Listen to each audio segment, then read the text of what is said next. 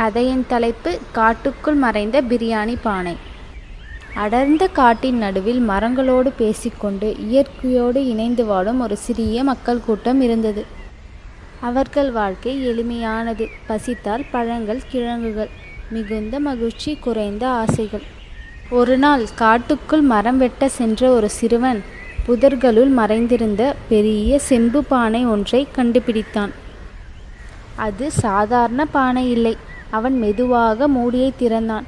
அடுத்த நொடியில் சூடான மனம் வீசும் பிரியாணி ரெடி. அந்த பானை ஒரு மந்திர பிரியாணி பானை. தேவைப்பட்டால் மட்டும் எடுத்தால் அது முடிவில்லாமல் தரும் என்று பானையின் ஓரத்தில் எழுதப்பட்டிருந்தது. மக்கள் அனைவரும் மகிழ்ந்தார்கள். பசிக்கும் போது மட்டும் சாப்பிட்டார்கள். பானையும் எப்போதும் நிரம்பியிருந்தது. ஆனால் காலம் சென்றது. ஒருவரின் மனதில் ஒரு ஆசை பிறந்தது. இவ்வளவு பிரியாணி இருந்தால் நாம் அதிகமாக சேமிக்கலாமே.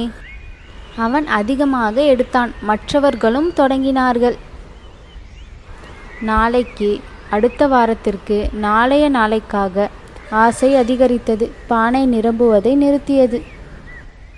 ஒரு நாள் மூடியை திறந்தபோது பானை காலி. பிரியாணி இல்லை, மந்திரமும் இல்லை. காடு அமைதியாக இருந்தது. மக்கள் புரிந்து கொண்டார்கள், அவர்கள் பசியால் அல்ல, பேராசையால் தான் அனைத்தையும் இழந்தார்கள் என்று.